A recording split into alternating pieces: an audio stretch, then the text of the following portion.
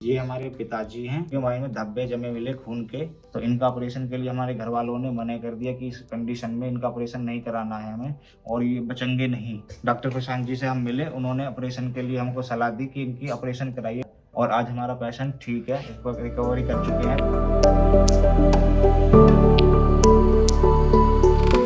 ये हमारे पिताजी हैं, इनको तबीयत खराब हो गई, इनकी तबीयत खराब हो गई, बेहोश हो गई, इनको हम हॉस्पिटल लेके गए। वहाँ पे इनका सीटी स्कैन हुआ और इनके माइंड में धब्बे जमे मिले खून के। हमको तो इनका बेहोश पड़े थे, तो इनके ऑपरेशन के लिए डॉक्टर प्रशांत जी से हम मिले, उन्होंने ऑपरेशन के लिए हमको सलाह दी कि इनकी ऑपरेशन कराइए, इनको माइंड में वो हो गया, धब्बे जम गए ब्लड का ज़्यादा ही। तो इनका ऑपरेशन के लिए हमारे घर वालों ने मना कर दिया कि इस कंडीशन में इनका ऑपरेशन नहीं कराना है हमें और ये बचेंगे नहीं।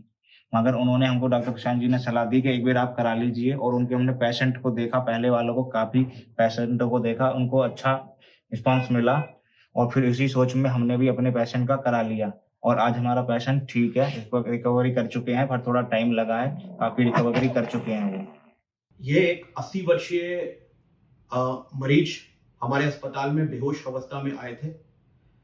इनके घर वालों से जब हमने पूछा तो उन्होंने हमें बताया कि करीब शाम को 5 बजे के लगभग मरीज को तेज सर में दर्द हुआ और उसके बाद वे तुरंत बेहोश हो गए। मरीज जब अस्पताल में आए तो हमने इनका तुरंत सीटी स्कैन कराया और सीटी स्कैन में इनके दिमाग के बाईं तरफ में काफी बड़ा खून का थक्का जमा था।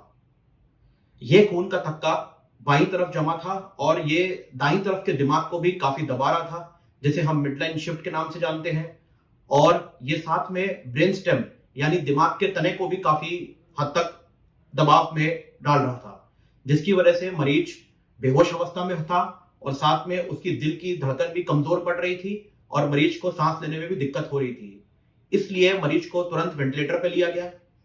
सीटी स्कैन देखने के बाद में हमने मरीज को ऑपरेशन की सलाह दी, क्योंकि मरीज की दिल की धड़कन भी कमजोर पड़ रही थी और सांस लेने में भी बहुत अधिक तकलीफ हो रही थी और मरीज बेहोश था। जब इन्हें ऑपरेशन की सलाह दी गई तो पहले तो मरीज के परिजनों ने ऑपरेशन के लिए मना किया। उन्होंने ये कहा कि इस उम्र पे यानी 80 साल की उम्र पे ऑपरेशन दिमाग का कामयाब नहीं रहेगा। ऑपरेशन के दौरान मृत्यु होने की भी संभावनाएं थी, तो उन्होंने ऑपरेशन के लिए मना किया। परंतु मरीज की स्थिति को देखते हुए उन्होंने अपने घर परिवार वालों से, अपने निकट संबंधियों से जब काफी विचार किया तो अंत में उन्होंने ऑपरेशन की सहमति भरी और हमें ऑपरेशन की सहमति दी। मरीज का ऑपरेशन किया गया। इसमें खून का थक्का निकाला गया और दिमाग में बहुत अधिक सूजन होने की वजह से बाएं साइड की दिमाग के ऊपर की जो हड्डी थी उसे भी हटा करके पेट में रखा गया, जिसकी वजह से दिमाग को फैलने की और दिमाग में जो प्रेशर डेवलप हो रहा था, जो बहुत अधिक दबाव डेवलप हो रहा था, वो भी मरीज उसमें भी काफी कुछ सुधार मिलने की उम्मीद रहती है। ऑपरेशन सफल रहा इनका। ऑपरेशन के बाद ये 2 से 3 दिन तक मरीज वेंटिलेटर पे ही रहे और उसके बाद धीरे धीरे मरीज के होश में सुधार मिलता गया। पेशेंट के होश के स्तर में सुधार मिलने के साथ साथ इनकी सांसों में भी सुधार आया और अगले 2 से 3 दिन में मरीज वेंटिलेटर से भी हट गया और आज ये मरीज अपने परिजनों की बात समझ सकते हैं। ये पूरी तरह से अपनी खुद की सांस पे है, वेंटिलेटर की कोई आवश्यकता नहीं है। ये अपने परिजनों को देख रहे हैं, समझ रहे हैं। इनके परिजन भी इनसे अपनी बात कह पा रहे हैं और ये आज काफी हद तक बेहतर हो गए हैं।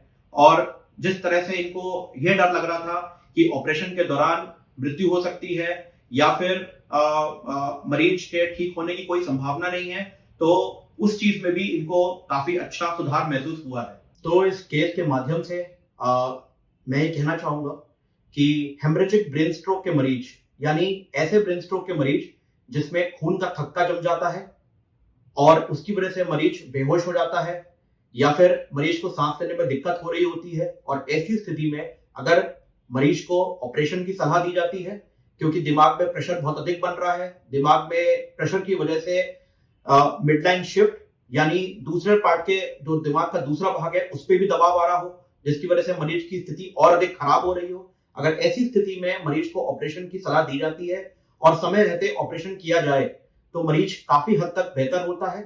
उसके सुनने, समझने, बोलने की क्षमता में भी काफी सुधार होता है। जान बचने के साथ साथ इन सभी स्थितियों में यानी सुनने, बोलने, समझने की ताकत में भी मरीज में काफी सुधार महसूस होता है।